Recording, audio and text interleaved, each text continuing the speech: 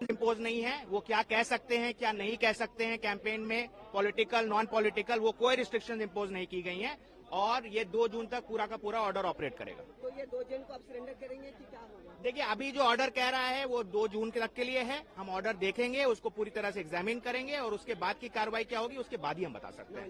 Can you tell me what the Supreme Court has said? The Supreme Court had ordered the interim release of Mr. Arvind Kejriwal until 2nd of June, and there are no restrictions which have been imposed on him in respect of campaigning as to what he can say, what he cannot say. He has also, this is despite the fact that the ED even today, as the oral order was being pronounced, really tried and argued that there should be restrictions imposed on him so that he cannot be saying anything about this case.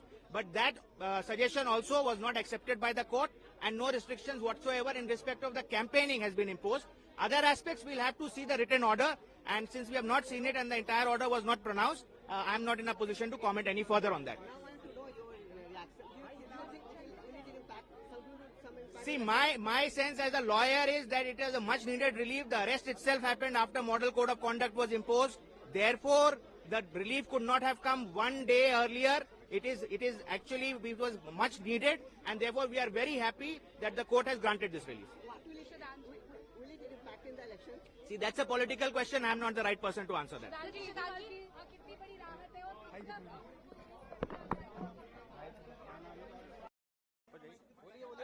अभी just 2 बजे court 2 की bench बैठी, assemble किया सिर्फ इस matter के लिए।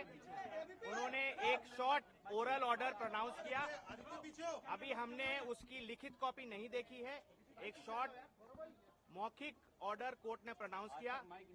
उसमें कोर्ट ने कहा कि अरविंद केजरीवाल जी को 20 दिन के लिए इंटरिम बेल दी जा रही है 2 जून तक, और कोई कैंपेनिंग के ऊपर कोई रिस्ट्रिक्शन नहीं है। वो क्या कह सकते हैं या क्या नहीं कह सकते हैं उस पर कोई रिस्ट्रिक्शन इम्पोज नहीं की गई है। जबकि जब ऑर्डर भी प्रोनाउंस किया जा रहा था तब भी ईडी ने रिक्वेस्ट किया कि कोई रिस्ट्रिक्शन डाली जाए, लेकिन कोई रिस्ट्रिक्शन नहीं दी गई है और 2 जून को उन्हें 2 जून तक की ये मोहलत दी गई है इंटरिम बेल की। अब इंग्लिश अंग्रेजी में आज से लागू होगी। और अभी जितना ओरली बोला गया है, ओरली ऑर्डर में और कोई कंडीशन नहीं है, लेकिन हमें लिखित ऑर्डर देखना होगा कि और कोई कंडीशन है या नहीं है, पहली बात। दूसरी बात, इस ऑर्डर जब ये अपलोड हो जाएगा और अवेलेबल हो जाएगा, इसके बेसिस पे ट्रायल कोर्ट रिलीज का ऑर्डर पास करेगा। हम कोशिश करेंगे कि जल्द से जल्द आज ही हो जाए। वो हमारी कोशिश रहेगी कि अरविंद जी आज ही रिलीज हो जाए, वो जल्द से जल्द रिलीज हो जाए और आज ही रिलीज हो जाए। इंग्लिश में today at 2 PM the bench in court 2 assembled for this matter, and it pronounced a very short oral order. We have not yet seen the written order, which will be uploaded in the course of the day as we understand.